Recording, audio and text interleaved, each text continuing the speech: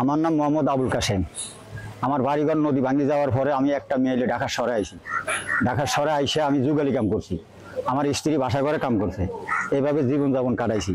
ঢাকা শহরে 4টা ছেলে সন্তান হয়েছে, মোট টোটাল আমার 5 জন, 4টা মেয়ে একটা ছেলে। 4টা মেয়েরে আমি কষ্ট করি কামাই করি বিয়া দিছি। একটা ছেলে আর আমরা বুড়াবুড়ি 2 জন বর্তমানে ঢাকা শহরে আছি।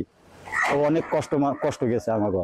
এখন আপনার কাছে আমরা একটা অভিযান দিয়া একটা ভ্যান গাড়ি নিছি, ভ্যান গাড়ি নিয়ে ভ্যান গাড়ি দিয়ে কামাই করি আয় রোজগার করতে আসি, ঘর ভাড়া দিতে আসি, নিজেরা সংসারটা চলতে আসি, মোটামুটি আয় ব্যয় অল্প কিছু হয়। ওই ছেলেটা গার্মেন্টস করে আর আমি বাসা বাড়ির মাল টাল টানি টুনি।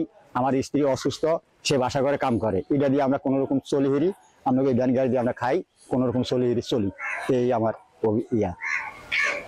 আগের চেয়ে আমি ভ্যান গাড়িটা পাওয়ার পরে আগের চেয়ে আমি একটু ভালোই আছি, মানে চল মিলে একটু ভালো করতে পারি, ভ্যান গাড়িটা দিয়ে আয় রোজগার করি, একটু ভালো চলি। এখন আমি আবেদন করছিলাম 24 সালে, ওই সময় আবেদন করার পরে আমাকে ভ্যানটা দিছে।